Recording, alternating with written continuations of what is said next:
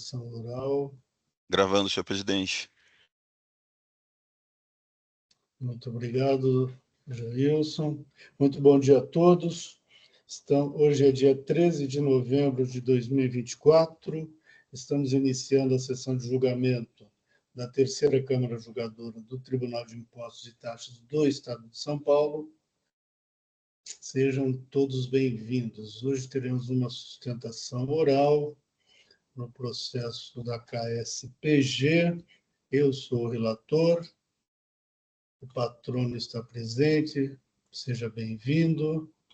Doutor, eu vou fazer um resumo da acusação, tudo bem? Para a gente abreviar. Aqui o caso envolve crédito indevido, decorrente de entradas de materiais de uso e consumo aos olhos do fisco, adesão a qual manteve o auto de infração e subiu o recurso ordinário do contribuinte para o Tribunal de Impostos e Taxas. Doutor Zivete, por favor, fique à vontade. Muito bom dia a todos, é um grande prazer estar aqui sustentando oralmente pela minha constituinte KSPG. É um tema que me é muito caro e perante aí um tribunal tão especializado que eu tive a honra de integrar há algum tempo atrás e que tem um cuidado especial com as questões fiscais de natureza dos impostos de consumo. Especificamente falando agora do imposto de consumo, que é objeto desta reclamação, deste recurso, e que eu gostaria de tratar em dois pontos bastante isolados, uma vez que também o auto e o recurso se trata de apenas um item do auto de infração, que é o item 4, tomando o tempo de vocês em relação à decadência em especial, que é um tema preliminar, de maneira muito sintética, a gente está falando de fatos geradores ocorridos em 2017, e o auto de infração se deu no final do ano de 2017, ou seja, os fatos geradores anteriores à lavratura do auto de infração, uma vez que o auto se deu em 22 de dezembro de 22, todos aqueles fatos geradores anteriores à lavratura do auto estariam sujeitos à decadência. Então, esse é um fato preliminar que, claro, está exposto na nossa defesa, está exposto no nosso recurso e não teria muito mais o que falar neste assunto, uma vez que é uma questão preliminar e puramente de direito. Eu gostaria de me deter mais no item 2, caso preliminar não venha a ser reconhecida, especificamente me detendo no que diz respeito à aquisição e ao crédito do respectivo imposto dos produtos assim considerados intermediários e não produtos de uso e consumo como está no auto de infração.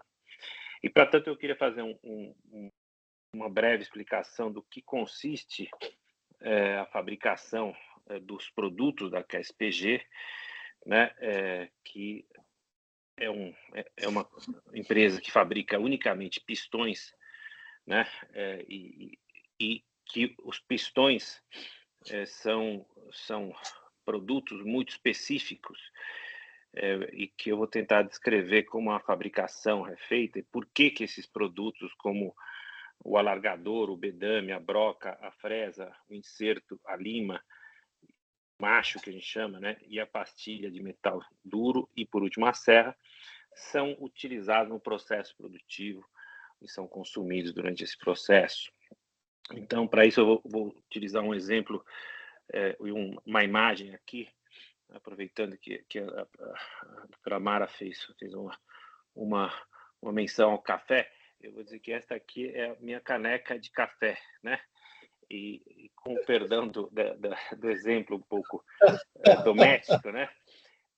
Esse é um desenho que poderia ser facilmente, tirando a alça, um pistão, certo? Porque o pistão ele passa por um processo de fusão do ferro a 660 graus, um processo de fusão, em que ele sofre uma extrusão. Então, é muito parecida com essa caneca. A extrusão é como se você tivesse um saco e você empurrasse o saco para baixo e fizesse um copo. Certo? Então, e isso é feito com um ferro muito forte, muito resistente à fusão, né? Com uma resistência maior, obviamente, de 660 graus, mas ele pega o outro ferro chato e extrusa, ou seja, ele empurra e faz exatamente o que seria uma caneca de aço, né? Uma caneca de ferro, que a gente chama pelo processo de fusão. Então, quando ele faz esta fusão, ele empurra o pedaço de metal e faz um copo. Quando ele faz o copo, o pistão ainda não está pronto. Então, o processo produtivo, depois da fusão, ele passa por usinagem. Porque durante a usinagem, ele vai ser furado, né? Ele vai passar por isso tem a broca, ele sofre ele é furado e ele é frisado. Então, essas frisas que estão aqui embaixo da minha caneca, elas são feitas no pistão para escapar os gases. Depois, quando eu estiver pronto, ele vai ser foco de explosão, e a explosão que empurra o pistão, e dentro da caneca, que seria o pistão, graças ao furo que foi produzido nele, é instalada a biela. A biela é como se fosse uma chave de rosca, né? Em 2 pedaços, uma chave, um buraco menor e um buraco maior. O buraco menor é encaixado nos buracos que são feitos no pistão, para que, então, exerça uma força, né? De empurrar a biela, né?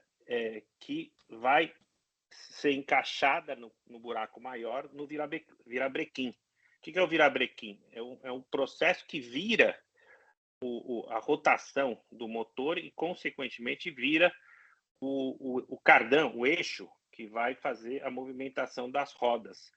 Um processo de encaixe e encaixe indireto.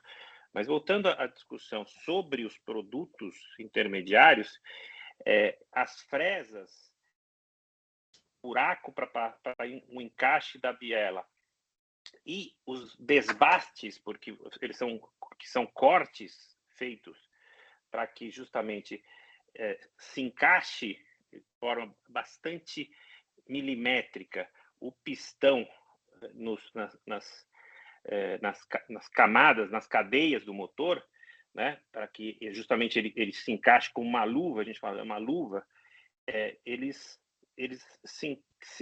são feitos os desbastes e são feitos os frisos. Dentro desses frisos ainda vão ser encaixados os anéis, e os anéis fazem com que justamente não deixe passar o ar na cavidade do motor, isso e deslize o pistão de forma absolutamente precisa, quase que sem espaço nenhum para escapar, senão os gases da combustão, certo? Que passam também pelos frisos desenhados no pistão, certo? Então, este exemplo da caneca é como se fosse realmente um pistão, e ele vai sendo moldado durante o processo de usinagem. E nesta usinagem é que o pistão ganha forma final. Então, só durante a fusão ele é extrusado, ou seja, ele vira um copo, mas todo o processo depois de usinagem é essencial para que eu transforme um copo num pistão. Por isso que a gente usa o alargador, a gente usa o bedame, a gente usa a broca, a gente usa a fresa, a gente usa todos esses itens de 1 a 9, me parece repetitivo, mas é importante que todos esses itens são essenciais para que a gente transforme um caneco num pistão, sem o que não haveria pistão. Por isso, e esses elementos que estão mencionados no nosso recurso, eles são todos desgastados no processo produtivo.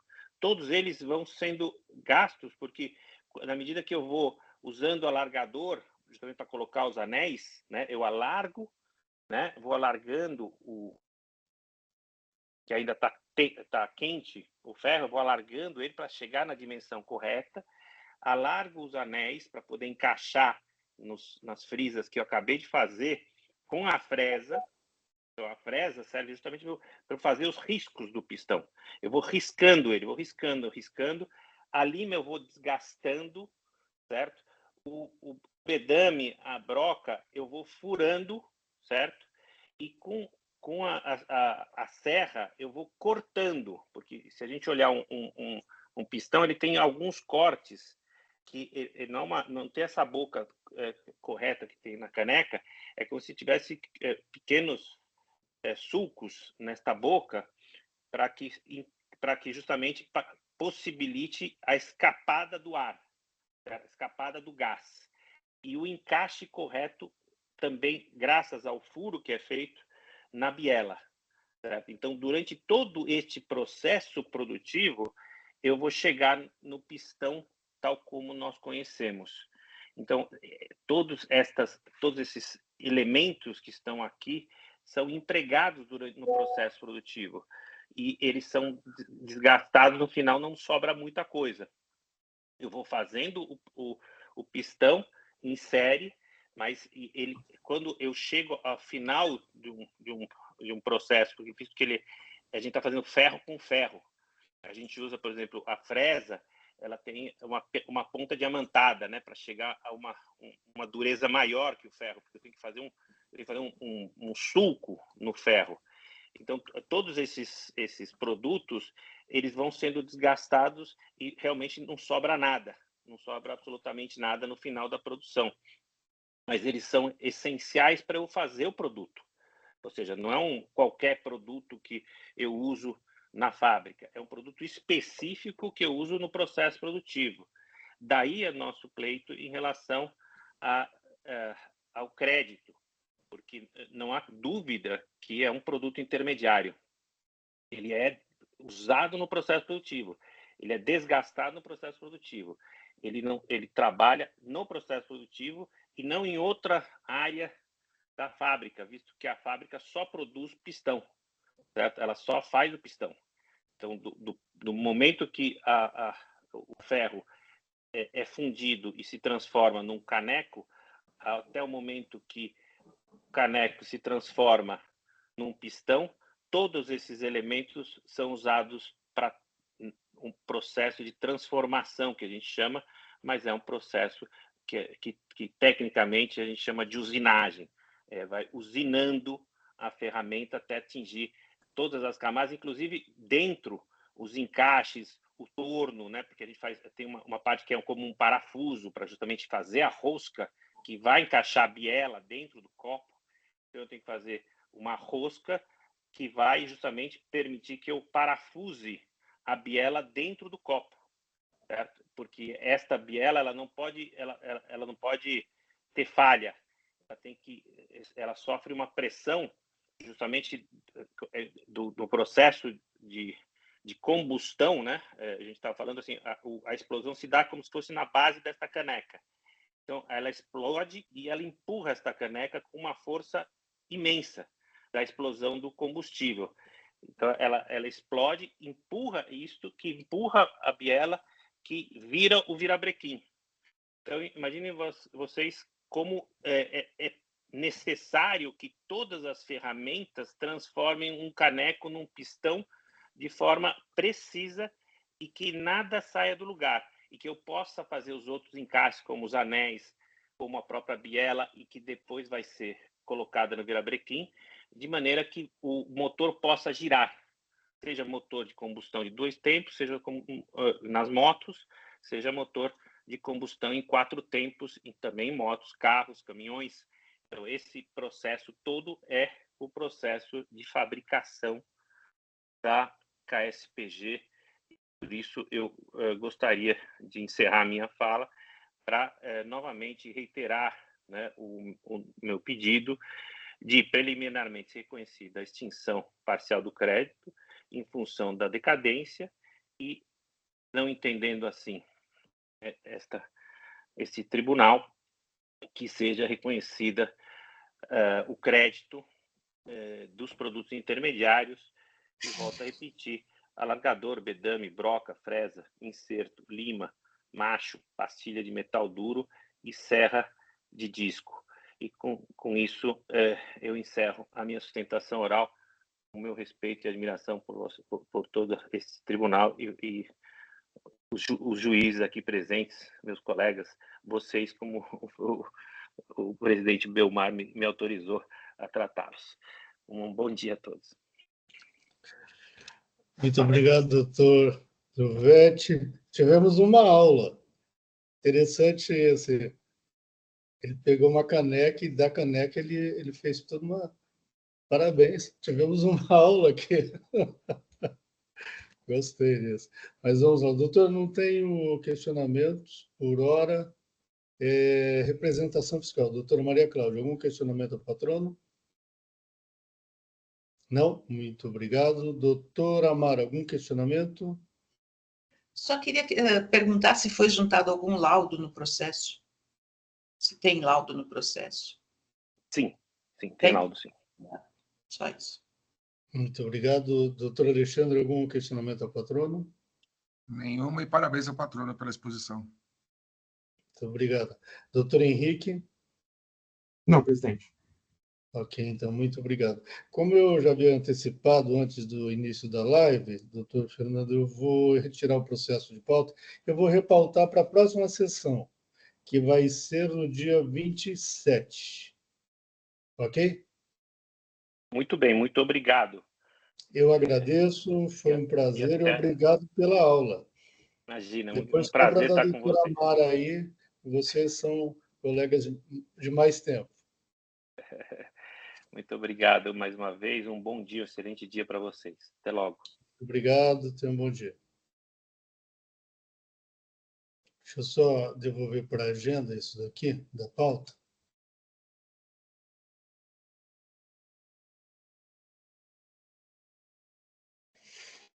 Perfeito. Próximo. Doutora Mara, vamos no seu processo ou vamos no meu? A senhora tem a prioridade. Vamos no meu, então. Naldo Brasil. Deixa eu dar uma olhada para ver o que era, porque eu nem me lembro. Já, ultimamente, estou bem... na verdade, é um processo de falta de escrituração do SIAP, tá? Deixa eu ver aqui. A senhora está convertendo em diligência, certo? Eu estou convertendo em diligência, porque eu entendo que foi comprovado dos dois lados, uma falta do SIAP e a outra, vamos dizer assim, a possibilidade, a descrição dos materiais, e aí eu estou pedindo para que haja, na verdade, o que eu estou fazendo? No mérito, de fato, a legislação foi descumprida e existe previsão legal para que haja tomada de crédito, seja lá qual for, há de serem cumpridas as normas regulamentares para tal fim. Não se visa aqui desqualificar o princípio da não cumulatividade, mas sim demonstrar que a prova de seu direito cabe ao recorrente demonstrar. Ainda que se admita... Peraí, é que, na verdade, eu estava convertendo antes em diligência. Tá. Aqui eu estava falando, pela análise dos fatos, não é crível que o recorrente não tenha direito ao crédito algum, dado que possui, aparentemente, controle sobre os créditos que realizou e se trata de bens que, pela sua descrição, são relativos a equipamentos e ativos que se podem ser qualificados como ativo permanente, dado sofrerem depreciação. Entendo que o fisco analisou parcialmente a documentação apresentada pelo recorrente e refutou-a por não ser SIAP, desconsiderando-a por completo. Por seu lado, o recorrente também não se desincumbiu de realizar uma prova correta, apresentando indícios de que teria direito aos créditos. Isto posto, converto o presente julgamento em diligência, a fim de que o contribuinte, no prazo de 30 dias, contados da publicação da presente decisão, apresente as informações sobre os créditos tomados conforme assim determinado, porque aí eu disse como ele deveria ter feito. nota fiscal, fornecedor, data de entrada, tudo isso, de modo a demonstrar a origem e valor dos créditos tomados e sua regularidade. E aí, em caso vencido, eu estava analisando o mérito. Então, eu precisava saber se a Câmara vai acompanhar a diligência ou prefere que eu entre no mérito para ver a questão do registro do voto, inclusive. Então, ele aqui, deixa eu ver se eu entendi, ele não registrou o SIAP, certo? Ele não registrou o SIAP, ele tinha um controle paralelo, tá? Mas o controle paralelo dele também não é que tá uma beleza, entendeu? Então, como existe, eu aceito um controle paralelo, porque a legislação, na época que foi instituído o SIAP, aceitaria um controle paralelo, então eu estou. E também eu acho que, dada a descrição dos objetos, dos bens, realmente se trata de ativo permanente, eu estou dando a oportunidade de ele fazer a prova de acordo com o controle, como se fosse o SIAP, tá certo? Ou seja, juntando para cada uma das notas fiscais qual é o ativo, a data de aquisição, a data do registro, o valor e o crédito até então. É isso que eu estou fazendo. Entendi. Eu já fiz alguns votos, a gente já votou aqui nessa Câmara, que eu entendo que assim, é pelo SIAP que se comprova. Né? Crédito, ele tem que ser, é naquele voto que eu sempre uso, a tempo e a modo. Então, eu iria pela não conversão em diligência e discussão de mérito, decisão de mérito. Mas eu queria ouvir os demais. Doutora Maria Cláudia. Nós estamos decidindo agora se converte em diligência ou não, ou se passa para o mérito. Tá? A discussão dessa sobre isso. Nesse momento. A posição da representação fiscal é que apenas o SIAP comprova o crédito, né? A gente deixou isso bem claro no parecer, que o controle paralelo não serve, isso está claro na legislação, então a representação fiscal se manifesta contrária oralmente à diligência. Ok, muito obrigado, doutora Maria Cláudia. Doutor Alexandre. Meu marido acompanharia a Mara pela diligência. Eu acho que é infração, não de falta de recolhimento, né? Erro na escrituração, não sei se é o caso de não dar oportunidade do contribuinte mostrar que não errou, né? Não lançou créditos que não existem, que não decorrem de aquisições realmente feitas e produtos que ele teria direito. Então, o senhor é pela eu votaria pela diligência. Perfeito, muito obrigado, doutor Alexandre. Doutor Henrique. Eu acompanho também a representação fiscal do Dr. Belmar em relação ao registro no SIAP. Entendo que ali seria o meio oficial. Tá certo. Bom, então nós temos aqui 2 votos a favor de diligência e 2 pela resolução de mérito. Vamos aplicar por analogia aí, então a gente, o voto de Minerva aí, o presidente, vamos passar por mérito, então, doutora Mara. Tá, eu vou só fazer o seguinte, Belmar. Eu vou registrar como conversão em diligência, aí você faz uma preferência e as pessoas te acompanham, porque aí sabem que estão votando no mérito, tá certo? Que você não concorda com a diligência, mas no mérito concorda com a relatora. Okay. Tá certo? Por favor, registre então o seu voto, que eu já peço a preferência. Tá. Isso. Porque, na verdade, eu estou na parte de mérito, eu estou negando provimento ao recurso. Tá? E aí que eu estava lendo, deixa eu ver assim. Não existem as nulidades. Entendo, então, não, no mérito, eu estou dizendo que ele deveria ter comprovado o creditamento através do SIAP, bem como o valor de 1,48 determinados pela legislação. Então, eu estou dizendo que não foi comprovado o direito dele e que está comprovada a infração a partir do momento que ele não apresentou o SIAP. Tá? Os juros, eu estou aplicando a Selic, a súmula 10, A eventual confiscatoriedade da penalidade eu não estou conhecendo, então eu proponho a diligência, mas, caso vencida, conheço no mérito e nego o provimento pelos motivos acima aduzidos. Ok. Tá? Enquanto isso, eu vou fazendo aqui. Tá. É ativo permanente, né? Eu não consigo ver outra página.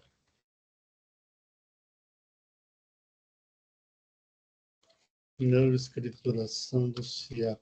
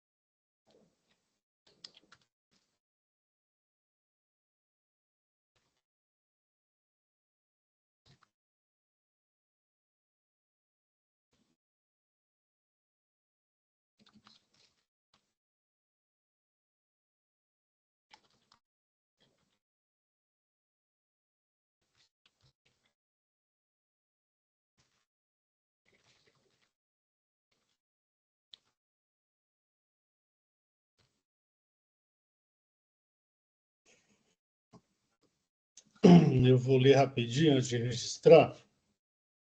Com a devida vênia à ilustre juíza relatora, doutora Mara Caramico, entendo desnecessária a diligência, dado que as provas já carreadas aos autos permitem a resolução do mérito. Em caso do tipo, tenho me posicionado no sentido de que o direito ao crédito decorrente de entrada de ativo permanente deve obedecer à legislação de regência, a qual exige que a comprovação do direito se faça pelo regular registro do CIAP. Isto posto, no mérito, acompanha a ilustre juiz relatora pelo conhecimento e desprovimento do recurso ordinário. Deixa eu registrar. Conhecimento e desprovimento, né? Isso, Entendi, provimento. Não, pelo conhecimento e desprovimento do recurso. Beleza. Muito bem, doutora Maria. Então, se quiser prosseguir, acrescentar algo mais do que a senhora já disse, fique à vontade. Não, é só. Perfeito. Então, em discussão, representação fiscal.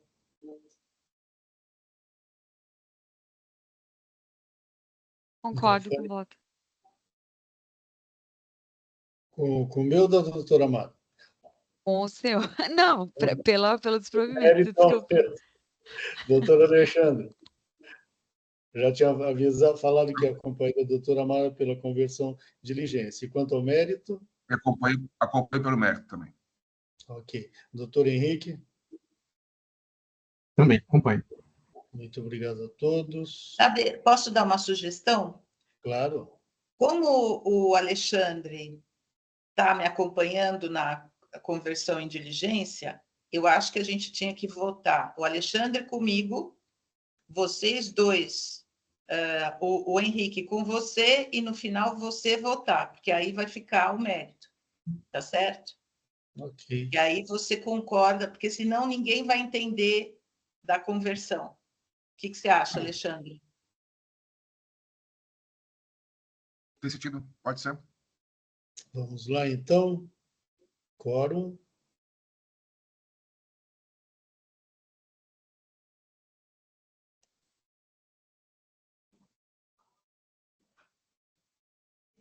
Vamos iniciar a votação. Eu vou ver como que a gente vai acertar. Se precisar fazer algum acerto no empate aqui, ok? Vamos lá. Em votação.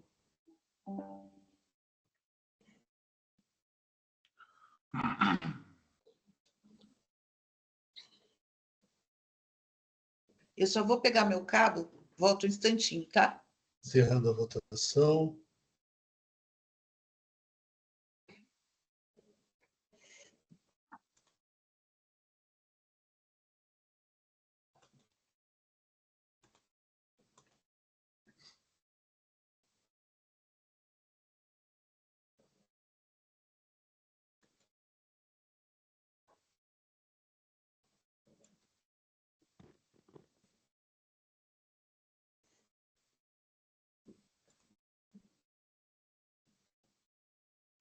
Deu certo.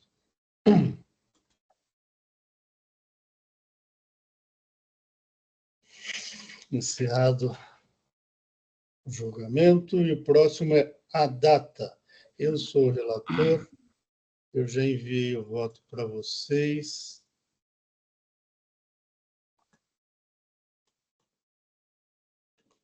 Eu só vou registrar no sistema.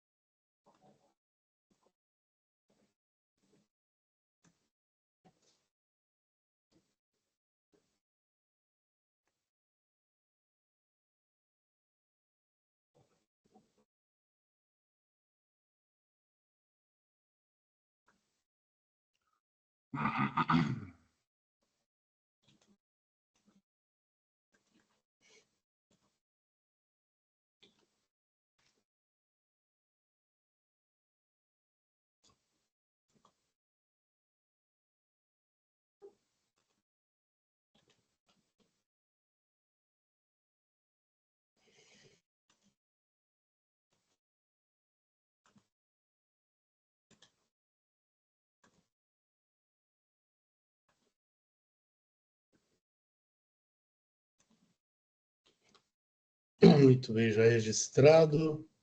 Bom, aqui o caso envolve falta de pagamento do imposto em razão de ter emitido notas fiscais relativas a operações destinadas à Zona Franca de Manaus. O contribuinte não comprovou o internamento feito pela Subframa em nenhum dos casos. Aqui, todas as notas foram emitidas para Manaus, para a Zona Franca. Entretanto, em 4 delas, houve o roubo da mercadoria. Tá? Então, mas todas foram emitidas com destino a Manaus, sem destaque do imposto, pela isenção relativa à Zona Franca. O contribuinte não conseguiu, afora as roubadas, ele não conseguiu comprovar o internamento feito pela Suframa. Ele passa quase todo o recurso dizendo que as mercadorias chegaram no destino. E eu digo no meu voto que isso é incontroverso nos autos, porque o fisco já fez exigência pela alíquota interestadual. E o fisco afirma na própria acusação. Portanto, isso não traz nenhuma utilidade para a parte.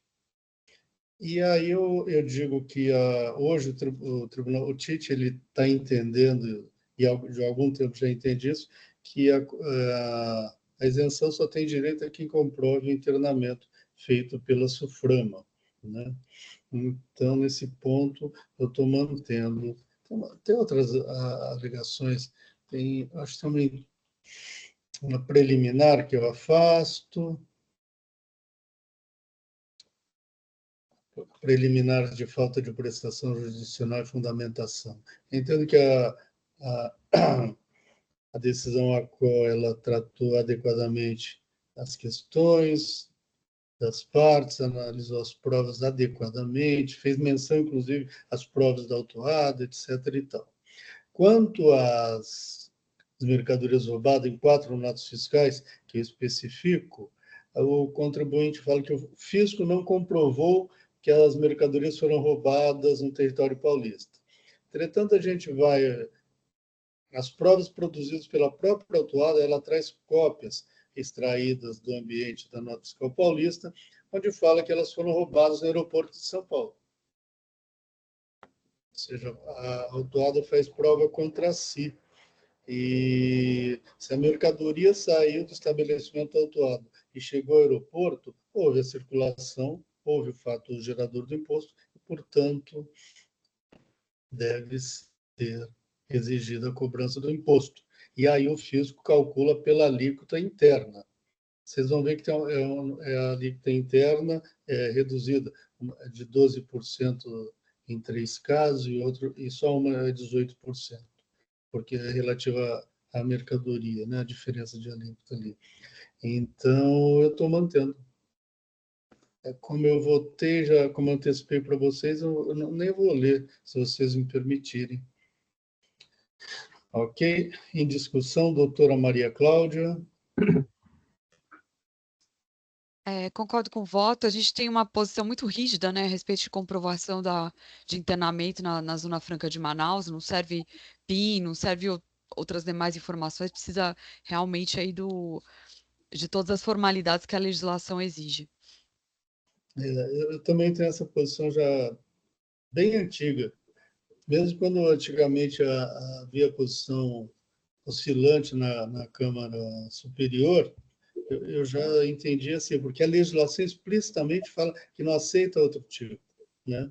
Então, é isso. Doutor Alexandre. Muito obrigado, doutora Maria Cláudia. Doutor Alexandre. Eu acompanho o seu voto, presidente. Muito obrigado, doutor Alexandre. Doutora Mara. Eu também. Muito obrigado. Doutor Henrique. Também acompanho, presidente. Muito obrigado. Encerrando os debates. Quórum.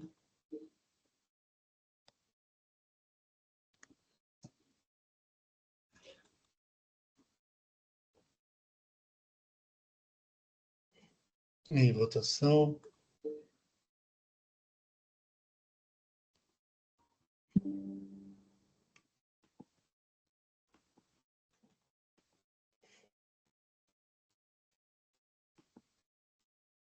Encerrando a votação. Encerrando o julgamento.